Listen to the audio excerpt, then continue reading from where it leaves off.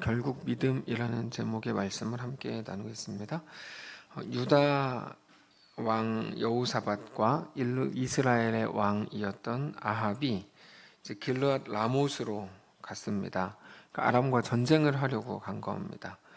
그때 여호사밧은 이 전쟁에 대한 하나님의 뜻을 이제 물었냐 이렇게 아합에게 다시 확인을 했고, 아합은 내가 400명의 선지자들을 불렀는데 그 모든 사람들이 다 이번에 아합이 승리할 거라고 말했다. 그럼 뭐 다 그들이 본 거죠. 근데 한 사람 미가야만큼은 이번 전쟁에 나가면 아합이 죽을 거라고, 당신이 진짜 잘못하는 거다 이렇게 말했습니다. 그래서 미가야가 그 말 할 줄 알았기 때문에 아합은 처음에 미가야를 부르지 않고 쏙 빼놓고 다른 사람들만 불렀는데, 미가야를 부르니까 처음에는 뭐 좋습니다, 승리할 겁니다, 그랬다가 똑바로 말해라 그랬더니 당신이 죽을 겁니다. 아합이 이 말을 듣고 너무너무 화가 났습니다.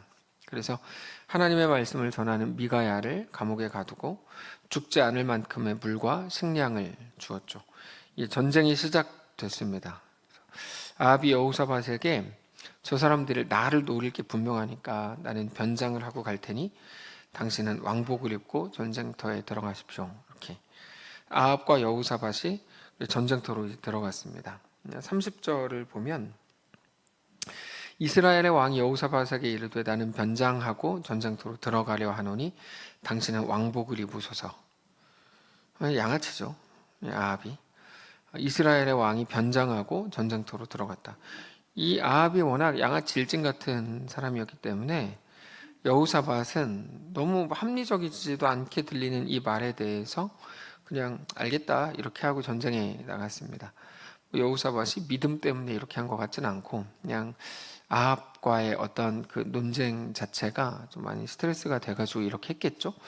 이 전쟁에서의 근데 아람의 작전은 아주 단순했습니다. 먼저 첫 번째 나오는 거는 아합의 작전이었는데, 아합의 작전은 뭐였냐면 30절에 나온 것처럼 당신은 왕복을 입으소서, 나는 일반 병사의 옷을 입고 가겠습니다. 이게 오늘 본문에 나오는 첫 번째 작전이었고, 그러니까 아합이 죽지 않기 위한 아합의 작전이었죠. 두 번째 작전이 나오는데 이거는 아람의 작전입니다. 아람의 작전은 뭐냐면 그 전쟁에서 오직 아합 한 사람만 죽이는 게 아람의 작전이었어요. 그래서 31절 보면 아람 왕이 그의 병거의 지휘관 32명에게 명령하여 이르기를 너희는 작은 자나 큰 자나 더불어 싸우지 말고 오직 이스라엘의 왕 아합만 상대해라. 이게 이제 그들의 작전이었죠. 이 두 가지 작전. 그러니까 첫 번째는 아합이 자기가 죽지 않으려고 옷을, 당신은 왕복을 입으소서 여호사밧에게 말하고 자기는 일반 병사의 옷을 입고 간 거. 두 번째는 군대 그 아람 왕이 병거의 지휘관, 거의 뭐 저거는 조그만 지역의 지방 왕들 32명에게 너희는 아합만 죽여라, 이렇게. 이 두 가지 작전이 이제 오늘 본문에 나오는 겁니다. 이 작전이 매우 실제적이었죠. 그래서 이제 아무리 아합과 동맹을 맺은 남유다의 여호사밧이라고 해도 뭐 죽일 필요가 없이, 실제로 여호사밧을 죽일 적군인데, 아람 입장에서는 여호사밧을 죽일 기회가 됐는데도 여호사밧을 죽이지 않고 아합만 죽이라. 그래서 32절을 보시면 군대 병거의 지휘관들이 여호사밧을 보고, 여호사밧을 봤습니다. 여호사밧은 누구냐면 아람과 맞서 싸우는 북이스라엘, 남유다 그 두 나라의 연합군의 또 하나의 왕이죠. 그 여호사밧인데 아람 군사들이 여호사밧을 보고 이르되 이가 틀림없이 이스라엘 왕이라 하고 돌이켜 그와 싸우려고 했지만 여호사밧이 소리를 질렀는데, 여호사밧이 소리를 지른 거를 보고 사람들이 이건 아합이 아니다 라는 거를 이제 알았습니다. 어떤 이유로 알게 됐는지 우리는 모르지만 어쨌든 알게 됐는데, 그랬더니 33절에 병거의 지휘관들이 그가 이스라엘의 왕이 아님을 보고 쫓기를 그치고 돌이켰다, 이렇게 돼 있어요. 그러니까 적군의 왕인데도 어쨌든 그를 죽이지 않고 그냥 쫓기를 그만두고 돌이켰다, 이렇게 돼 있죠. 사실 아람의 입장에서는 여호사밧에게 별 감정이 없었다고 해도 어쨌든 아합 편입니다, 이 여호사밧도. 그러니까 여호사밧을 죽이는 게 나중에 후환이 덜 되기도 하는 걸 텐데, 근데도 죽이지 않았죠. 그러니까 이번 전쟁은 완전히 아합 추출 작전인 거예요. 아합을 이제 축출해내는 게 그 아람 입장에서의 목적이었던 거죠. 예전에 빌라덴 제거할 때, 물론 오사마 빌라덴을 죽인 거는 영화로도 막 나오고 해가지고 저도 한참 관심 있게 봤는데, 같이 있었던 조직원들을 뭐 저항을 하고 그러면서 죽이긴 했지만 아예 그 세력 전부를 죽인 건 아니고 빈라덴 자체가 목표였습니다. 그래서 빈라덴을 딱 죽이는 걸로 미군들이 이렇게 작전을 펴는데, 이번에 아합과의 전쟁에서도 거의 비슷한 목표를 세운 겁니다. 아합을 죽이자, 아합만 죽이자. 아합도 그들의 작전을 미리 알고 있었습니다. 그래서 이번에 여호사밧에게 일방적인 요구를 한 거죠. 나는 뭐 이렇게 변장하고 갈 때 일반 병사의 옷을 입을 테니 당신이 왕복을 입으십시오. 그러니까 왕복을 입으면 사람들을 제일 먼저 왕복 입은 사람 죽일 거 아닙니까? 왕을 죽이면 뭐 전쟁이 끝나니까. 근데도 그렇게 하라고 했죠. 이게 참 재미있는 성경의 역사인데요. 두 가지 작전을 말씀을 드렸어요. 사람들이 할 수 있는 최선의 방법 두 가지가 나왔는데, 하나는 아합의 머리였고, 아합이 당신이 왕복을 입고 난 일반 병사의 옷을 입겠습니다. 두 번째는 아람 왕의 작전이었는데 아합만 죽여. 네. 근데 이 성경의 역사가 재밌는 게, 아합이 오늘 본문에서 죽기는 하는데 두 개의 작전과 아무 관련 없이 죽어요. 아람의 작전 때문에 죽은 것도 아니고 반대로 아합의 작전 때문에 아합이 산 것도 아닙니다. 그냥 본문을 보면 누군가, 이름도 안 나오는 누군가가 무심코 활을 당겨서 화살을 쐈는데 그 화살이 아합의 갑옷 솔기를 맞췄다, 이렇게 이제 되어 있습니다. 34절에 한 사람이 무심코 활을 당겨 이스라엘 왕의 갑옷 솔기를 맞췄다. 근데 이 갑옷 솔기라는 게 뭐냐면, 남자 갑옷을 만들 때 지금 군복처럼 뭐 바지를 만드는 게 아니고 샤워 가운처럼 이렇게 이제 원피스 같은 거를 만들어 가지고 허리띠를 띱니다. 근데 바지 가랑이 사이로 남자 주요 부위를 가리도록 좀 더 내려오게 하는 뭐 액세서리 같은 거, 그러니까 이렇게 그 갑옷에서 이렇게 만들어진 뭐 그런 건데, 그게 이제 솔기를 보통 그걸로 봅니다. 오늘 본문에서. 그러니까 솔기를 맞았다는 말은 주요 부위를 맞고 피를 흘렸다는 말인데, 한 사람이 34절에 무심코 활을 당겨 이스라엘 왕의 갑옷 솔기를 맞춘지라 왕이 그 병거 모는 자에게 이르되 내가 부상하였으니 너의 손을 돌려 내가 전쟁터에서 나가게 하라 하였으나, 이날에 전쟁이 맹렬하였으므로 왕이 병거 가운데에 붙들려 서서 아람 사람을 막다가 저녁에 이르러 죽었는데 상처에 피가 흘러 병거 바닥에 고였더라. 이제 아합이 죽었기 때문에 아합 제거 작전이 성공을 했고, 아합이 죽었다는 걸 알게 됐을 때 모든 사람들이 다 집으로 돌아갑니다. 이스라엘은 뭐 리더가 죽었으니까 더 이상 싸울 수 없었고, 마침 아람의 목적도 아합을 죽이는 거였으니까 아람도 싸울 목적, 이유가 없어진 거죠. 36절에 해가 진녘에 진중에서 외치는 자의 소리가 있어서 이르되 각기 성읍으로 또는 각기 본향으로 가라. 그래서 얼마 전에 아합 앞에서 미가야가 말했던 것처럼 뭐 다 됐죠. 이 17절에 보면 그가 이르되 내가 보니 온 이스라엘이 목자 없는 양같이 산에 흩어졌는데 여호와의 말씀이 이 무리에게 주인이 없으니 각각 평안히 자기의 집으로 돌아갈 것이라 하셨나이다. 그렇게 해가지고 아합은 죽지 않으려고 최선을 다했었고, 심지어 일반 병사의 옷을 자기가 입고 여호사밧에게만 왕의 옷을 입히면서까지 다른 사람의 눈을 속여서 자기는 끝까지 살아보려고 했는데, 그랬던 아합이 죽었고, 그것도 아람의 작전이 훌륭해서 아합이 죽은 것도 아니었고, 34절에 나오는 것처럼 34절인가요? 어떤 한 사람이 무심코 쏜 그 활 때문에 죽은 거죠. 그렇게 아합이 죽지 않으려고 했던 모든 계획과 사람의 계획들, 또 하나 아합을 죽이려고 했던 아람의 모든 계획이 얼마나 아무것도 아니었는지를 보여주는 게 오늘 본문입니다. 오늘 본문은 뭐 아합이 잘못했으니까 뭐 죽었다 뭐 이런 거라기보다 사람의 지혜와 사람의 머리와 사람의 이런 뭐 나쁘게 말하면 잔꾀이고 좋게 말하면 사람들이 발휘할 수 있는 모든 지혜라는 게 그게 얼마나 아무것도 아닌 것인가 라는 걸 오늘 우리에게 보여주는 거죠. 사람의 계획이라는 게 여러분 그러고 보면 되게 무능합니다. 되게 무능합니다. 마치 우리는 우리가 계획을 다 세워놓고 우리가 생각한 대로 다 되면 그게 완전할 것처럼 착각하지만 그거는 정말 말이 안 되는 거죠. 그런데도 우리는 계획을 세워놓고 또는 정답을 내가 알고 있다고 하면서 밤새도록 그거 이루어 달라고 간구하고 있는 것 또한 매우 어리석은 일이라고 할 수 있는 거죠. 그래서 로마서 8장에서는 우리가 마땅히 기도할 바를 알지 못하고 기도한다, 이렇게 말씀하시죠. 우리가 기도 안 하는 문제가 아니고 기도하고 막 밤새도록 하는데 마땅히 기도할 바를 알지 못한다고 말씀을 하시죠. 마땅히 기도할 바는 뭐라고 말씀드렸습니까? 주님, 내가 충성하게 해주십시오. 주님, 내가 더 하나님을 사랑하게 해주십시오.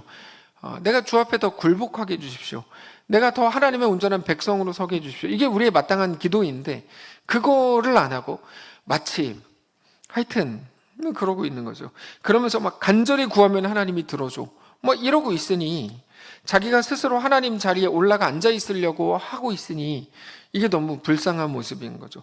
사람의 계획대로 되는 것이 능력이 아니고 오직 하나님이 완전하시다는 것을 우리가 알아야 하고, 당연히 내 소원을 이루기 위한 기도가 아니라 예수님이 주기도문에서 말씀하신 것처럼 하나님의 뜻이 이루어지고 하나님의 완전하심이 우리의 인생과 우리 가정과 교회와 생업과 우리 전 삶에 가득 임하기를, 우리가 그리고 그 앞에 온전히 겸손히 충성스럽게 더 엎드리기를 우리는 간구해야 될 뿐입니다. 이게 이제 우리가 기도해야 되는 내용인 거죠. 하나님의 뜻이 우리 가운데 이루어지면 우리의 삶은 막 고생하고 막 어렵고 그때부터 불행일까요? 그러니까 하나님에 대한 완벽한 오해가 우리로 하여금 하나님과의 관계를 다 틀어놓는다고 할 수 있는 거죠.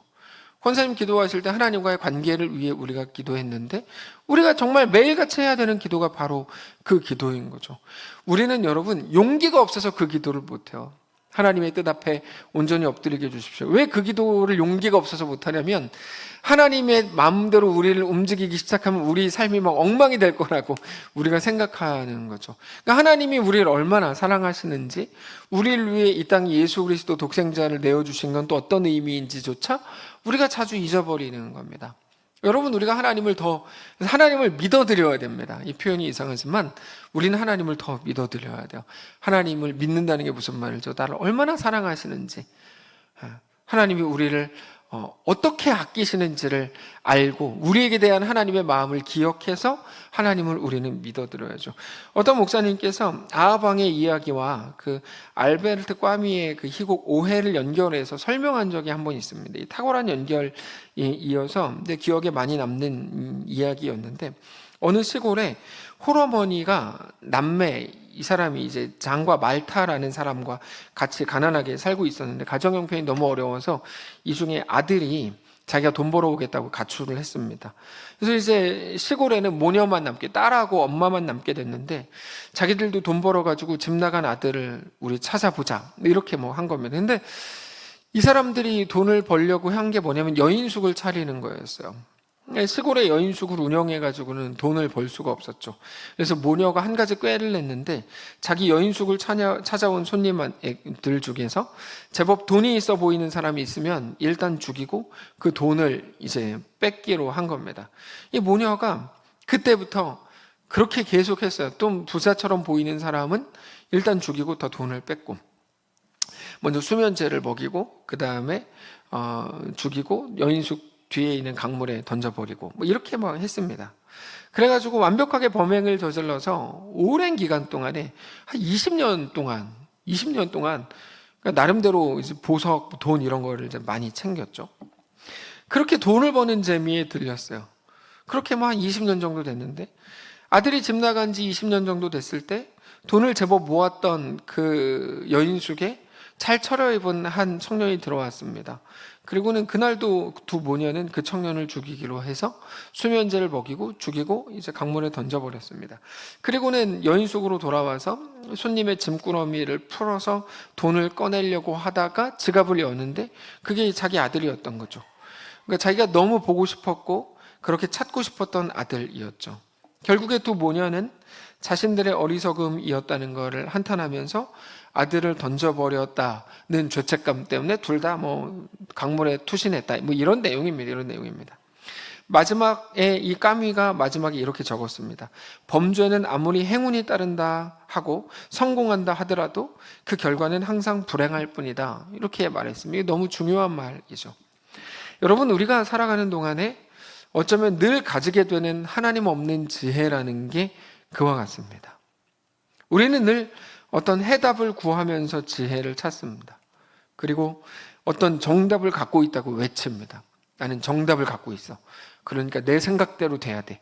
많은 사람들이, 이제 많은 어른들이 하는 말이 있잖아요. 네가 내 말을 들어야 돼.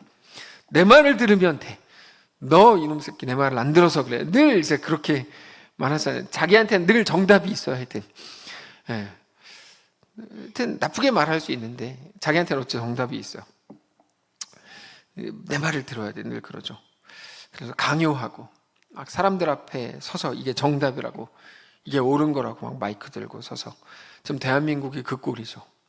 근데 정말 그들의 지혜가 그 순간을 만족시키고 쾌감을 불러일으킬 수 있을지는 몰라도 우리를 영원히 잘되게 하는 것, 우리를 영원히 살게 하고 우리에게 영원히 영광을 주고 명예를 주는 건 오직 하나님의 말씀뿐입니다. 여러분, 이건 너무 단순한 사실이고 너무 명확한 진리입니다. 그 어떤 것도 우리를 살게 할 수 없고 우리를 영원히 영화롭게 할 수 없습니다. 오직 하나님의 이끄심과 성령의 역사와 하나님의 말씀만이 우리를 가장 존귀하게 하고 가장 완전하게 합니다. 여러분, 우리가 정말 잊어버린 것, 이 시대를 살면서 정말 잊어버린 게 바로 이 한 가지 사실입니다. 우리는 세상에서 눈에 보이는 지혜에 너무 예민합니다. 그래서 무엇이 옳은가를 우리는 늘 궁금해하죠. 무엇이 옳은가? 1번이 옳은가? 2번이 옳은가? 모르겠어요. 저는 모르겠어요. 근데 하여튼 몇 번이 옳은가? 뭐가 도대체 옳은 건가? 자기들은 다 답이 있다고 말하니까 진짜 더 모르겠어요. 여러분, 우리가 사는 이 시대를 포스트 모던 시대라고 하죠. 포스트 모더니즘이라고 하는데, 그리고 지금 시대의 중심 사상을 이제 포스트 모더니즘이라고 부르는데, 이 단어를 알고 있든 모르고 있든 우리도 모르는 사이에 포스트 모더니즘에 굉장히 익숙한 사고를 합니다. 이 포스트 모더니즘을 그냥 쉽게 설명하면 절대 권위는 없다. 이건 절대 권위는 없다. 그러니까 지금은 사실상 권위가 아예 하나도 없죠. 권위가. 그래서 항상 뭐가 있냐면 왜가 있어요. 왜가. 이거 다 우리가 학교에서 배운 겁니다. 뭐를 배웠냐면 다 왜를 해라. 이렇게 배웠잖아요. 우리가. 왜를 해라. 네. 이거 어떻게 보면 괜찮은 생각처럼 보이지만 속지 않을 수 있고 당하지 않을 수 있으니까요. 그리고 어떤 한 가지 일에 대해 더 제대로 깊이 이해할 수도 있겠죠. 근데 이게 신앙으로 들어오면 우리 신앙에 엄청나게 심각한 방해가 되기도 합니다. 하나님의 절대 권위조차 인정하지 않아요. 자기가 이해가 되지 않으면 하나님의 권위와 하나님의 이끄심과 다스리심에 대해서 거부감을 나타내죠. 특별히 하나님은 말씀으로 다스리십니다. 목사의 말하는 게 아니고 하나님의 말씀, 이 성경의 절대성에 대해 말씀을 드리는 건데, 하나님은 당신의 백성들을 하나님의 말씀으로 다스리시고, 그래서 하나님의 백성들에게 가장 중요한 건 하나님의 이 말씀입니다. 그리고 말씀은 자주 왜가 아니라 굴복과 순종을 우리에게 요구합니다. 구름을 보는 삶, 이스라엘 백성들의 광야에서의 광야 훈련이 그래서 정확히 그런 내용이었죠. 광야 훈련을 했던 이스라엘 백성들이 어떤 상태였냐면 자유가 뭔지를 모르는 사람들이었죠. 자유가 뭔지를 모른다는 건 법칙만 안다는 겁니다. 법칙. 그래서 십계명조차 울타리로, 어떤 지금도 못난 사람들은 십계명을 울타리로 이해하더군요. 근데 십계명은 울타리가 아니고 자유를 위한 계명이라고 말씀을 드렸죠. 십계명을 주신 시점이 이스라엘 백성들이 자유라는 걸 전혀 모르고 노예로 살던, 그래서 애굽의 종 노예였던 너희에게 내가 말한다, 그러면서 주신 게 십계명인데, 하나님의 말씀은 늘 굴복과 순종을 요구하시죠. 그래서 구름이 멈추면, 불기둥 구름 기둥이 멈추면 이스라엘 백성들 다 멈춰가지고 거기서 이렇게 짐을 풀고, 구름 기둥과 불 기둥이 이동하면 모든 사람들이 그게 이틀이든지 한 달이든지 1년이든지 다시 자기 짐을 싸서 이동하는, 이게 한두 번 이론을 가르쳐 준 게 아니고 40년 동안 훈련을 시키셨대요. 훈련을. 왜냐하면 이게 하나님 백성의 삶이고, 우리식 표현대로 하면 하나님 나라가 우리 가운데 임하는 유일한 방법이기 때문이죠. 근데 우리는 너무나 많은 경우에 인정과 굴복이 혹은 순종이 아니라 왜라고 반응하죠. 왜? 네. 그건 순종하기 위한 왜가 아니고 불순종하기 위한 왜죠. 그러니까 마음에 안 들거나 혹은 자기가 불편해졌거나 하여튼 뭔가 자기가 하여튼 마음에 안 들기 때문에 그렇게 하는 거죠. 말로만 그럴듯한 겁니다. 그래서 결국 우리는 늘 말씀으로의 회개가 있어야 됩니다. 말씀으로의 회개. 말씀으로 돌아가는 거죠. 종교 개혁자들이 매일같이 외쳤던 게 이거죠. 말씀으로 돌아가자. 어렸을 때 전에도 말씀드렸는데 저희 집에 선교사들의 그리고 뭐 순교자들의 이 사진과 이름과 약간의 설명이 긴 족자가 붙어 있었는데 뭐 할 일 없으니까 매일 그것만 봤습니다. 매일 그것만. 특별히 TV가 있는 방, TV가 서재에 있었는데 TV가 있는 방 앞에 그게 붙어 있어가지고 하여튼 들어갈 때 나갈 때 항상 그걸 봤어요. 토마스 선교사님, 언더우드가 1번, 2번이었었던 것 같고, 뭐 아펜젤러, 마펫, 한국에서는 뭐 주기철, 뭐 손양원, 이기풍 이런 믿음의 선배들이 그 시대에 어떻게 예수를 믿었고, 근데 그분들에 대한 기록이 다 어떻게 죽었는지 막 이런 것들만 쭉 다 적혀 있어요. 어떻게 고난을 당했고, 당연히 어떻게 생각했냐면 예수 믿는 건 죽는 거야. 이게 제 머릿속에 당연히 들어가 있었던 것 같아요. 근데 그게 언젠가부터 변질돼서 예수 믿으면 복 받는 거야. 막 이렇게, 그러니까 물론 복 받는 거죠. 우리 하나님의 자녀가 되는 게 당연히 복이죠. 근데 사람들이 말하고 싶은 복은 그 복이 아니잖아요.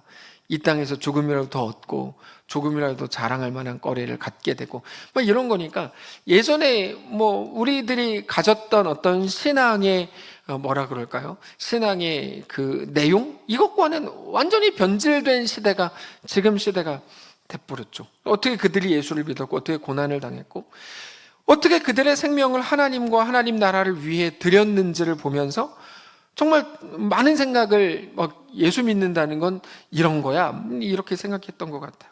자기를 사랑한 결과 이해할 수 없고 설명할 수 없는 아합의 죽음이 오늘 본문에 나온다면 또는 알베르트 까뮈의 그 오해에 나오는 것과 같은 일들이라면 우리가 오늘 무엇을 선택해야 하고 무엇을 사랑해야 되고 무엇을 향해 달려가야 되는지 사실은 성경은 진리는 우리에게 아주 명확하게 말씀하신다고 할 수 있는 거죠.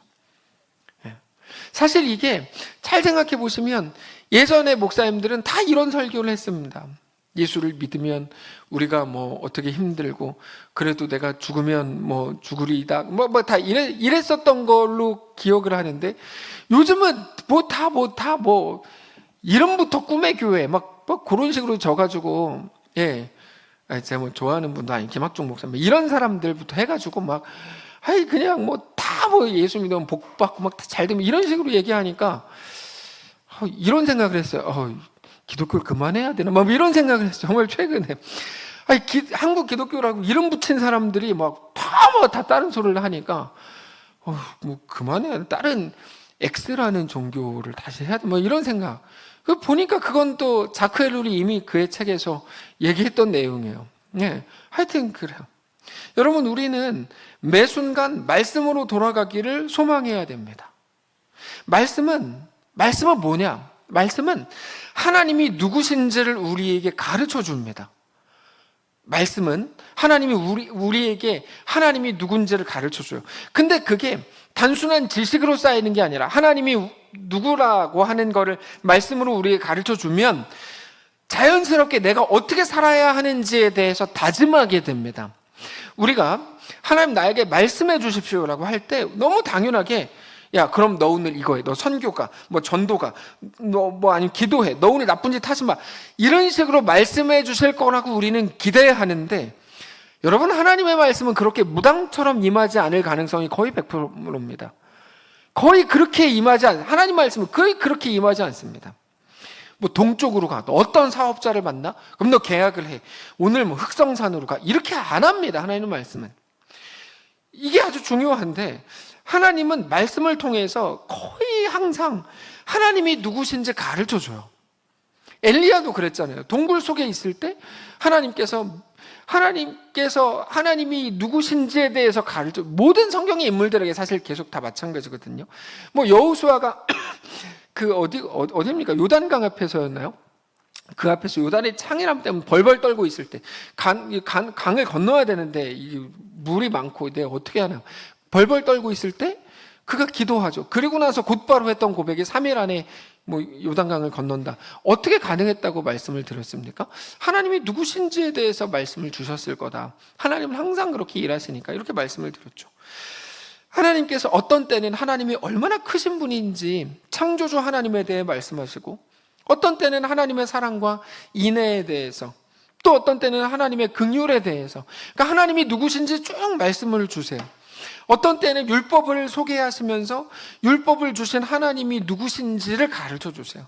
근데 그게 지식이 되는 게 아니라, 그러므로 오늘 내가 어떤 삶을 견뎌야 될지, 여러분 이게 이제 아주 중요한 건데, 어떻게 과감하게 결정해야 될지, 과감하게 결정한다는 건 하나님이 누구신지 알았다는 말이죠. 어디에 용기를 내야 될지 스스로 깨닫게 되죠. 그래서 하나님의 일하심이라는 게, 야, 너 1번 찍어, 2번 찍어. 안 그렇습니다.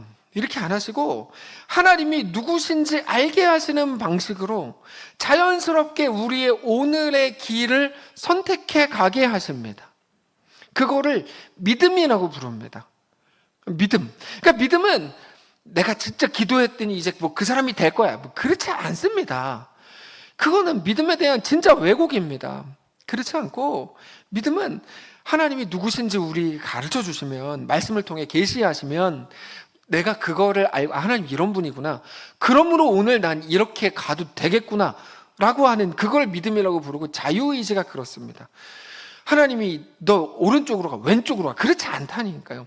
우리에게 그렇게 하나님을 가르쳐 주시고 믿음을 주셔서 걷게 하시는 겁니다. 용기를 내어 걸어야 되는 거죠. 그게 우리의 삶이고 신앙입니다. 이 하나님 중심이라는 책에 있는데, 그 책에 보면 이집트라는 나라에 대해서 이제 잠깐 소개를 하는데, 홍 목사님이신데 그분이 쓴 책이에요. 그리스도인에 대해서, 이집트의 그리스도인들에 대해 소개하는데, 이집트의 전 90% 정도가 이슬람이랍니다. 모슬림. 근데 예전에 많은 그리스도인이 있었는데 지금은 남은 자처럼 아주 소수의 그리스도인들을 남았답니다. 근데 이집트에서는 종교의 이유로 그리스도인들이 아무리 공부를 많이 해도 출세하기가 어렵대요. 좋은 대학을 나와도 직장에서 기독교라 그러면 받아주지를 않는 거야. 정부기관에는 당연히 입사할 수가 없고. 근데도 이집트의 그리스도인들이 신앙을 붙들고 살더라. 이게 이제 그 책에 나오는 거예요.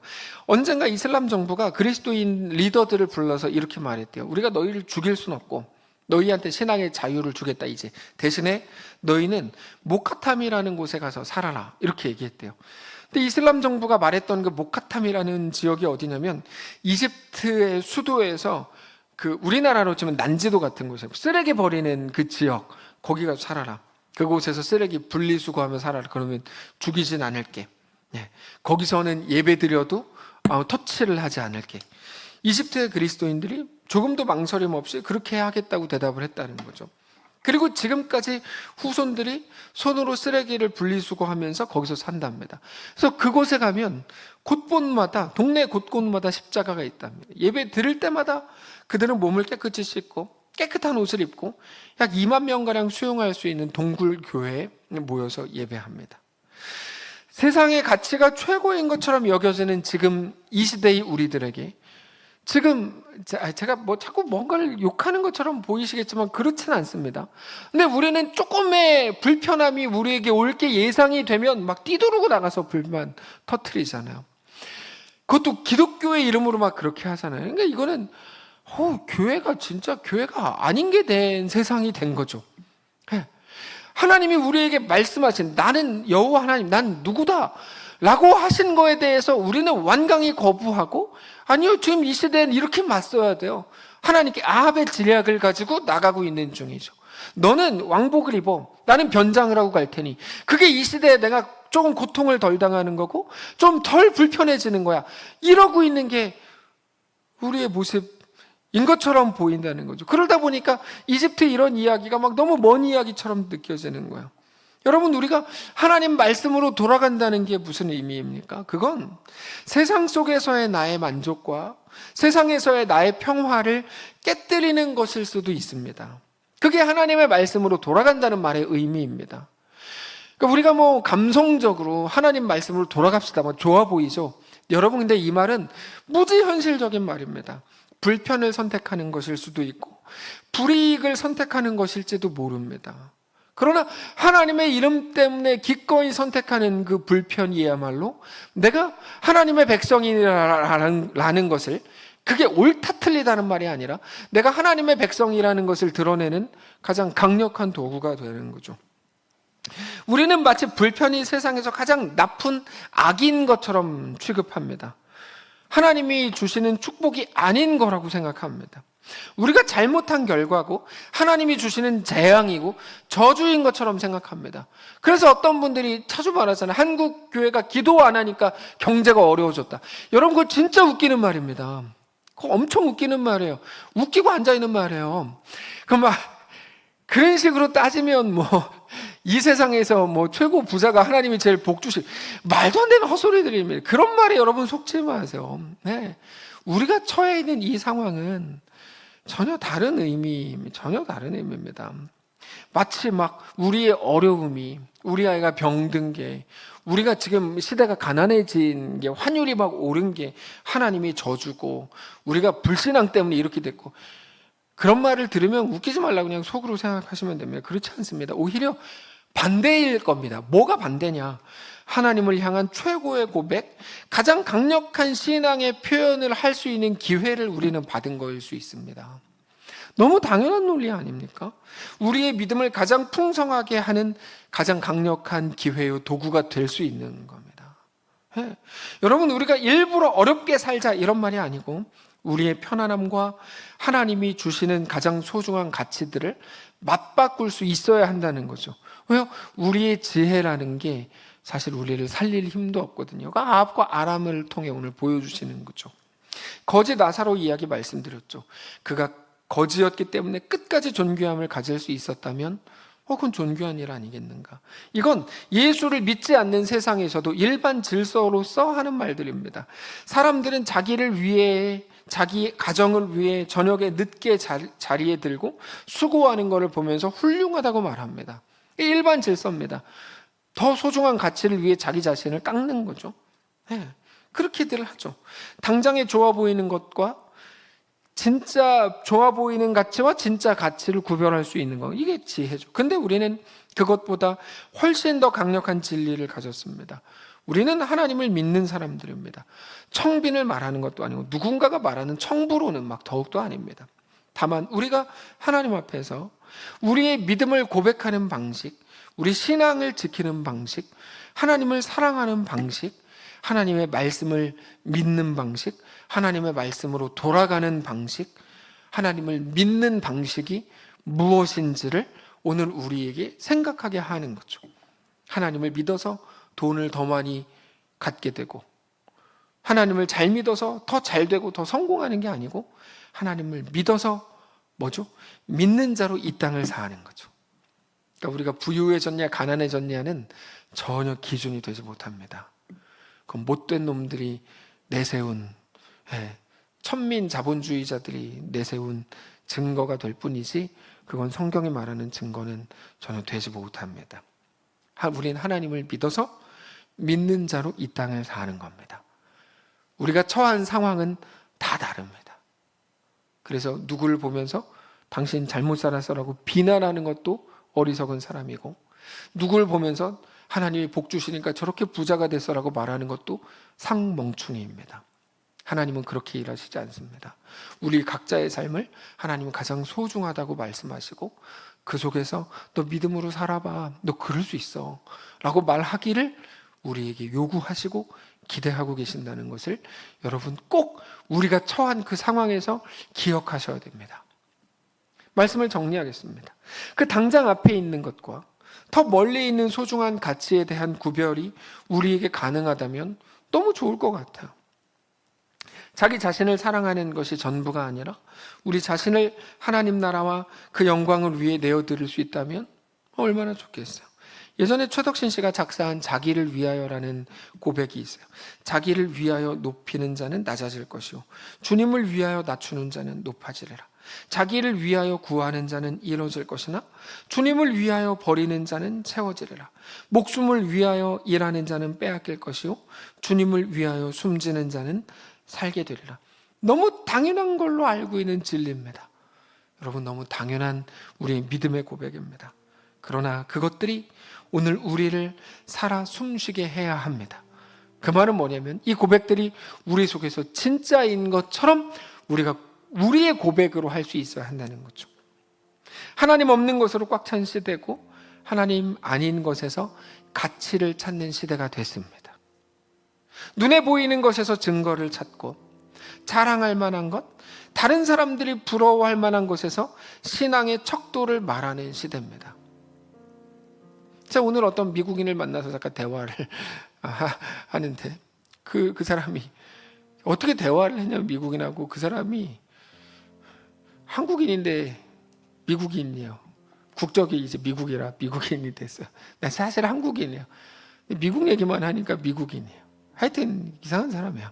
근데 그 사람이 저한테 저는요 사실 트럼프가 대통령이 될 줄 알았어요. 그래서 그래요? 왜요? 점쟁이세요? 그럴 때 아니래요. 자기는 어떤 논리들을 쭉 펴면서 이게 지금 미국이 이렇게 되고 이렇게 됐기 때문에 트럼프가 될 거라고 우리는 다 생각했어요. 근데 이렇게 얘기하는 걸 다 들어보니까 다 가진 자들의 논리, 가진 자들에게 불합리한 상황들을 쭉 나열하면서 그래서 우리는 트럼프가 될 줄 알았어요. 반대 논리도 얼마든지 사실 될 수 있는 거죠. 그러니까 하나님 아닌 것에서 가치를 찾는 시대가 됐습니다. 지금 1번, 2번 막 싸우고 난리가 났는데 누가 진짜 신앙의 이유로 하는 사람들 한 명도 못 봤어요. 다 자기들이 갖다 붙이는 것이. 저는 그래서 그들 말 믿지 않아요. 눈에 보이는 것에서 증거를 찾고 자랑할 만한 것, 다른 사람들이 부러워할 만한 것에서 신앙의 척도를 말하는 시대가 됐습니다. 안타까운 일이죠. 그것들에 속지 않으시기를 원합니다. 우리 모두 한 사람 한 사람이 하나님을 더욱 붙들고 모든 순간 우리 왕이신 하나님 앞에 서는 그렇게 하나님의 백성으로 세워지는 거룩한 성도들 되시기를 바랍니다. 찬양합시다. 주의 인자하신 그 사랑이 내 생명보다 나으며 위로하시는 주 손길만이 내 눈물보다 귀하다. 우리 함께 진심으로 고백합시다. 주의 인자하신 그 사랑이 내 생명보다 나으며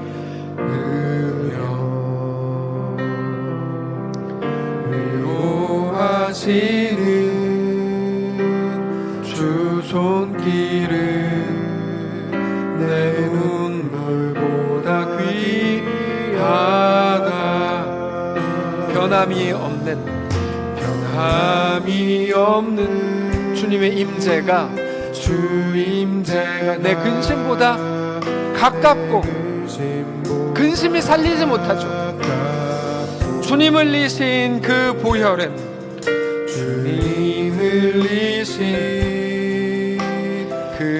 보혈은 내 상처보다 더 진하다.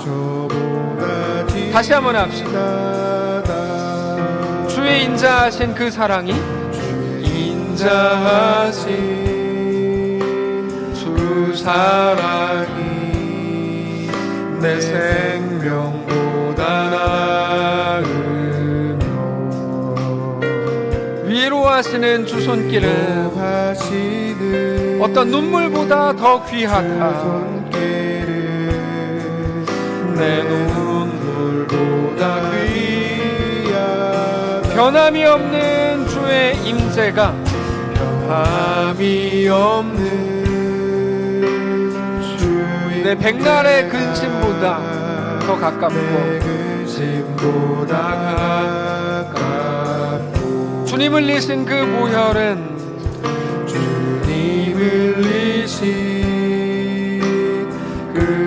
내가 매일 울고 있는 그 상처보다 더 진하다. 결국 내 주님과 사는 것, 내 주님과 함께 사는 것, 나의 영원한 소원. 주의 아름다움 안에 사는 것, 아름다움 안에 사는 것, 또 고백합니다. 결국 내 주님과 함께 사는 것, 내 주님과 함께 사는 것, 나의 영원한 소원,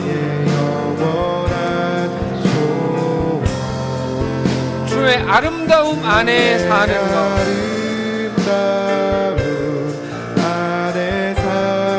나의 영원한 기쁨. 우리 마지막으로 다시 한번 합시다.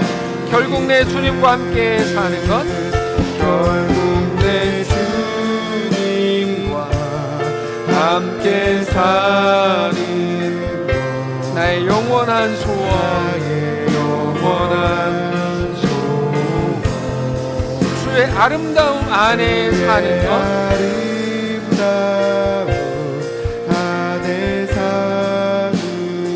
나의 영원한 기쁨, 나의 영원한 기쁨. 이 시간에 조용히 묵상하면서 하나님이 나에게 내 속에서 떠오르게 하는 단어들에 좀 집중해 보실까요? 혹은 어떤 표현들, 아니면 뭐 우리 현실적인 어떤 문제일 수도 있고, 그러나 오늘 말씀에서 말씀드렸던 것처럼 나는 어떤 여호와야, 나는 창조주야, 혹은 나는 위로의 하나님이야, 그런 하나님에 대한 설명일 수도 있겠어. 다만 조용히 묵상하면서 하나님이 우리에게 주시는 마음을 따라서 생각하고, 그것을 조금 더 깊이 생각하고, 주님, 하나님만 나의 영원한 소망인 것을 내가 믿습니다, 이렇게 고백하겠습니다. 조용히 묵상하며 기도하고 마치겠습니다. 기도하겠습니다. 주님.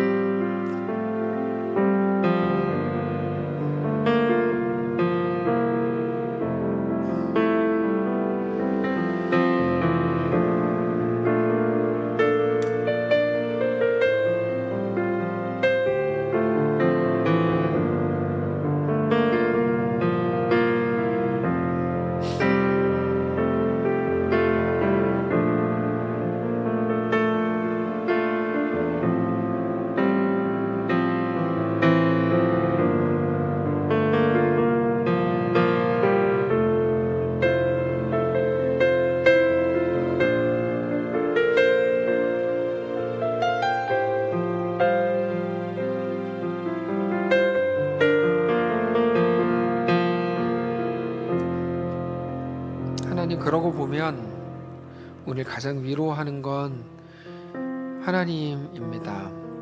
나는 창조의 하나님이야. 난 전능한 자야. 난 스스로 있는 자야.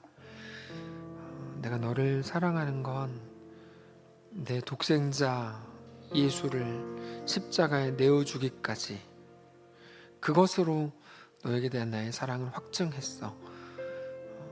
하나님, 그러고 보면 우리는 매 순간 하나님이 누구신지에 대해 들었는데도 잊어버리고, 기억하고 싶어 하지 않고, 당장 나를 만족시키는 이름이 아니라면, 현실적으로 나에게 뭐 돈이나 건강이나 무언가를 가져다 주지 않는 자라면 하나님마저도 필요 없는 것처럼, 쓸데없는 것처럼 생각했었는지도 모릅니다.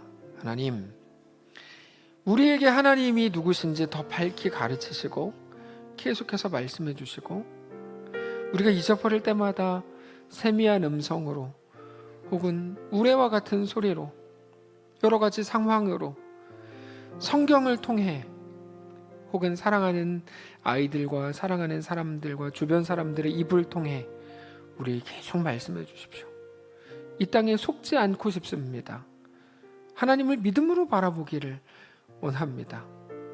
우리의 환경에 우리의 영혼을 내어주지 않고 싶습니다. 사람들의 흘러가는 말과 사람들의 흥분에 우리 자신을 내주지 않고 싶습니다.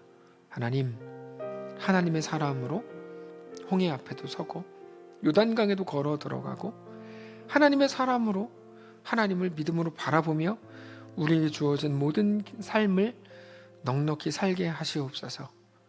하나님, 매우 큰 어려움과 큰 한숨 속에 살고 있는 성도들과 또 여러 사람들이 있는 줄 압니다. 하나님, 성령으로 그들을 찾아가셔서 진리의 하나님께서 하나님 자신을 보여주시고, 그렇게 또 하나님으로 인해 위로를 얻고 하나님으로 인해 새 힘을 얻고 우리에게 주어진 모든 길을 믿음으로 담대히 승리하며 살아가도록 역사해 주시옵소서. 전능하신 하나님, 지금 산불 때문에 너무 많은 사람들이 고통 중에 있습니다. 그들 위로하시고 붙잡아 주시고 하나님의 놀라운 은혜가 우리 모두에게 임하게 하시고, 그렇게 이 시대를 우리 같이 살아가는데 하나님의 은혜 아래 살고 있음을 깊이 누리는 귀한 우리 모두의 삶이 되게 하시옵소서.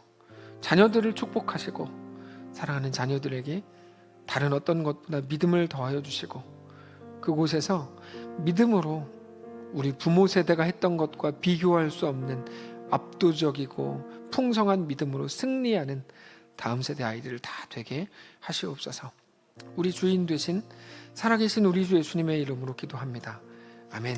하늘에 계신 우리 아버지요, 이름이 거룩히 여김을 받으시오며 나라가 임하시오며 뜻이 하늘에서 이룬 것 같이 땅에서도 이루어지이다. 오늘 우리에게 일용할 양식을 주시고 우리가 우리에게 죄진 자를 사하여 준 것 같이 우리 죄를 사하여 주시고 우리를 시험에 들게 하지 마시고 다만 악에서 구하시옵소서. 대개 나라와 권세와 영광이 아버지께 영원히 있사옵나이다. 아멘.